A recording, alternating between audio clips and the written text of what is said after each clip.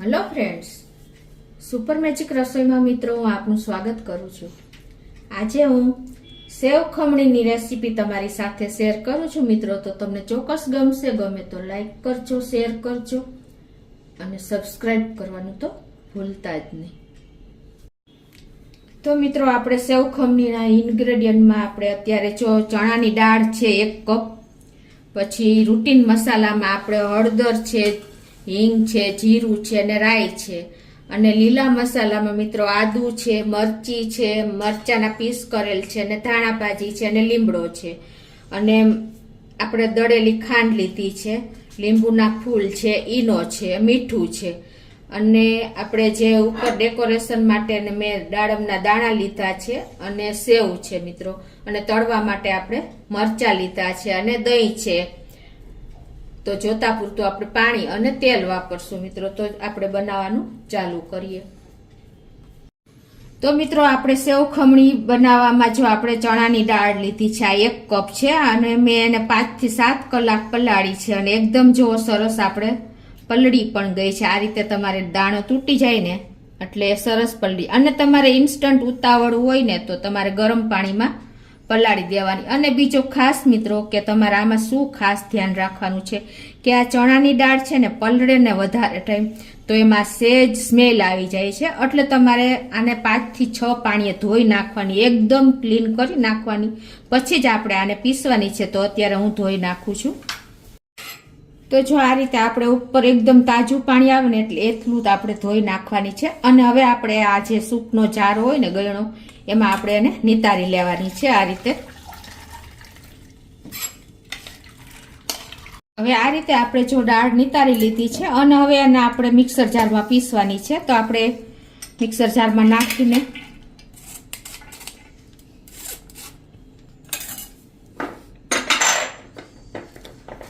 એક ટીસ્પૂન જેવું આપણે ટેસ્ટ એકોર્ડિંગ મીઠું નાખી દેશું, અને અડધી ટીસ્પૂન જેવી આપણે હળદર નાખી દેશું, અને આ 1 કપ મેં દહીં લીધું છે એ આપણે એડ કરી દેશું। તો હવે જો આને આપણે દરદરી સેજ પીસી લેશું।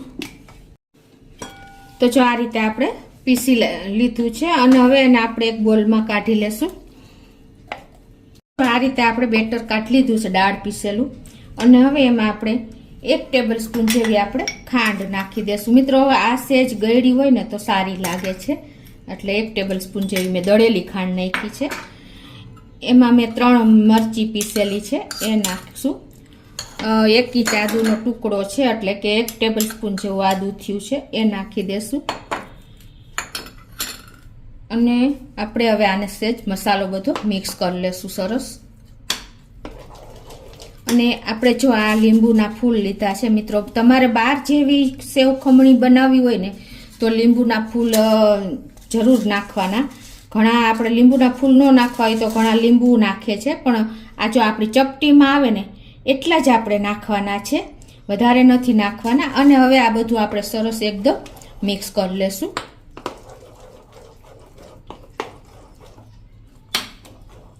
તો આ રીતે જો આપણે આ પલ્પ એટલે કે આપણે બેટર કર્યું છે ચણાની દાળનું, એમાં બધા મસાલા સરસ મિક્સ કરી લીધા છે।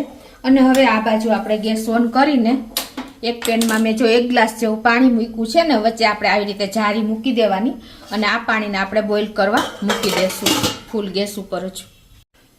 હવે આપણે જો આ એક થાળીમાં બેટર નાખવું છે ઢોકળા ઉતારવા માટે, તો એને પહેલા 1 ચમચી તેલ નાખીને આપણે એને આ રીતે ગ્રીસ કરી લેશું।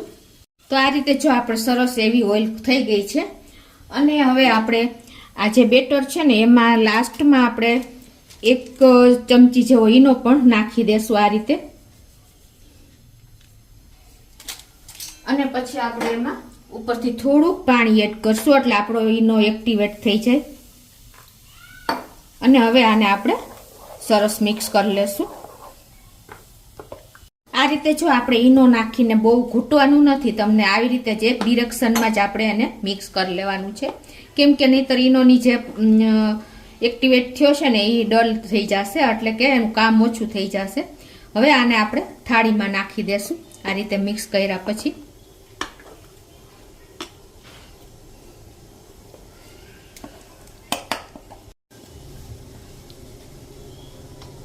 આ રીતે આપણે થાળીમાં નાખ્યા પછી એને આપણે ટેપ કરી લેશું અને આ બાજુ જો આપણું પાણી પણ ઉકળી ગયું છે તો હવે આપણે આ પ્લેટ એમાં મૂકી દઈશું સેન્ટરમાં.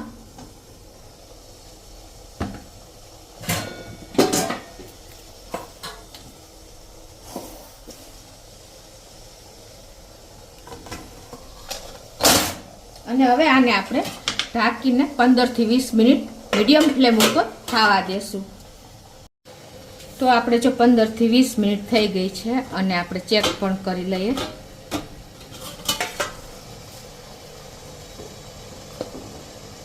જુઓ મિત્રો, ચપ્પુ આપણું ક્લીન જ નીકળ્યું છે અને આપણું એકદમ સરસ તૈયાર થઈ ગયા છે ઢોકળા.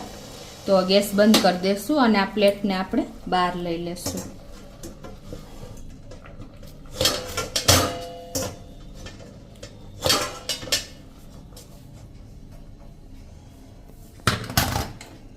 અને હવે આને આપણે ઠંડા થવા દેશું.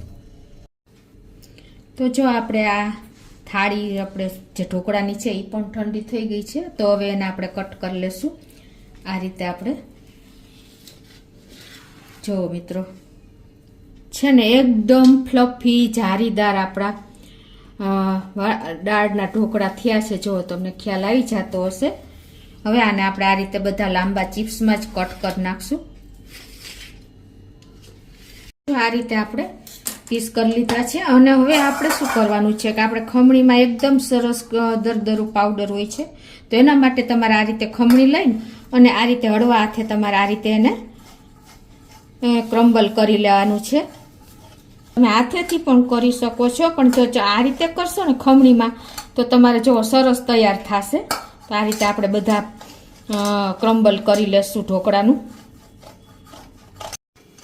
તો આ રીતે જુઓ આપણે બધા ઢોકળાને સરસ ખમણી લીધા છે અને એકદમ ક્રમ્બલ આપણે કરી લીધું છે. તો હવે ગેસ ઓન કરીને આપણે એમાં 3 થી 4 ટેબલ સ્પૂન જેવું તેલ મૂકી દેશું. કેમ કે જો આ ખમણીમાં થોડુંક ચડિયાતું તેલ હોય છે. તો આપણું તેલ પણ ગરમ થઈ ગયું છે. તો પહેલા તો આપણા મરચાંના પીસ તળી લેશું.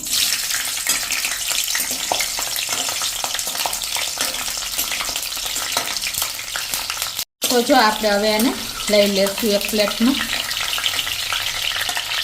જો આપણે બધા મરચાં લઈ લીધા છે અને હવે આપણે વઘાર કરી લેશું. તો એમાં તો પહેલાં આપણે 1 ટીસ્પૂન જેવી રાઈ નાખી દેશું અને 1 ટીસ્પૂન જેવું આપણે જીરું પણ નાખી દેશું અને 1/4 ટીસ્પૂન જેવી આપણે હિંગ પણ નાખશું. સરસ ટેસ્ટ આવશે. અને હવે આપણે એમાં લીલા મરચાંના મેં 3 મરચાંના પીસ કર્યા છે એ નાખશું. લીમડાના પત્તા 10 થી 15 છે એ નાખશું. અને હવે લાસ્ટમાં આપણે જે આ ખમણીનો ક્રમ્બલ કર્યું છે ને આ ભૂકો એ નાખી દેશું. આ રીતે થોડોક ભૂકો નાખીને પછી આપણે એમાં પાણી નાખશું, એટલે ઉડે નહીં મિત્રો. થોડુંક પાણી આપણે નાખશું, બહુ નહીં.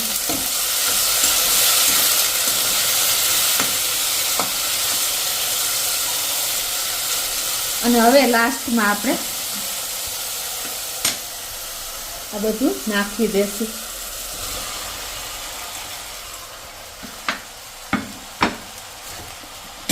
અને હવે એને આપણે હળવા હાથે સરસ મિક્સ કરી લેશું.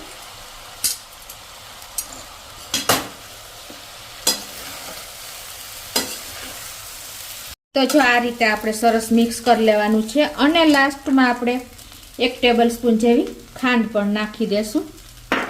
દળેલી ખાંડ મેં લીધી છે. અને હવે આને બધાને આપણે સરસ મિક્સ કરી લેશું. તો આ રીતે આપણે જો 1 થી 2 મિનિટ મીડિયમ ફ્લેમ ઉપર આને સરસ આપણે મિક્સ કરી લીધું છે. તમે જોઈ શકો છો એકદમ આપણે બહાર જે ખમણી હોય ને એનાથી પણ ઘરની ખમણી સેવ ખમણી એકદમ ટેસ્ટી થાય છે. તો હવે આપણે ગેસ બંધ કરીને નીચે લઈ લેશું. અને હવે આપણે એમાં આ જે ધાણા ભાજી લીધી છે એ નાખી દેશું.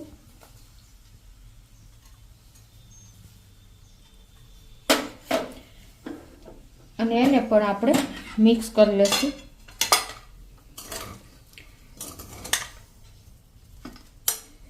મિત્રો એકદમ ફ્રેશ અને ઘરની બનાવેલી આપણી સેવ ખમણી ટેસ્ટમાં બેસ્ટ થઈ છે મિત્રો. તો હવે એને આપણે સર્વ કરી લેશું. તો હવે આપણે આને જો આ પ્લેટમાં સર્વ કરી લેશું. મિત્રો જો એકદમ સરસ આપણો ક્રમ્બલ થઈને આના વઘાર બેસી ગયો છે. અને જુઓ તમે લુક એનું છે ને મસ્ત આપણી.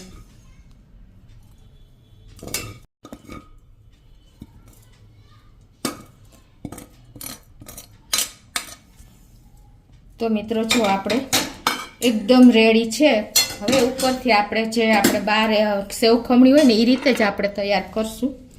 તો આ રીતે આપણે ઉપરથી સેવ ભભરાવી દેશું.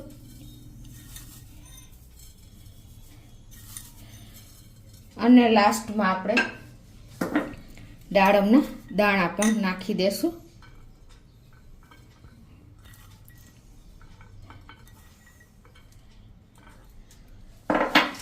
અને થોડી એવી આપણે ધાણા ભાજી પણ સ્પ્રિંકલ કરી દેશું.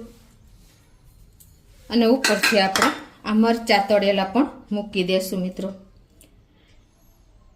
છે ને લુકમાં બેસ્ટ અને ટેસ્ટમાં બેસ્ટ મિત્રો એવી આપણી ઘરે બનાવેલી એકદમ ફ્રેશ અને બાળકોને ઓસે ઓસે ખાશે ને એવી તૈયાર થઈ છે આપણી સેવ ખમણી. તો મિત્રો તમે ચોક્કસ એક વખત આ રીતે સેવ ખમણી ઘરે બનાવજો અને તમારે લંચ બોક્સમાં બાળકોને કે વડીલોને આપજો. તો એકદમ સરસ આપણી ટેસ્ટમાં બેસ્ટ બની છે. તો તમને ચોક્કસ આ વિડીયો ગમશે. ગમે તો લાઈક કરજો, શેર કરજો અને સબસ્ક્રાઈબ કરવાનું તો ભૂલતા જ નહીં.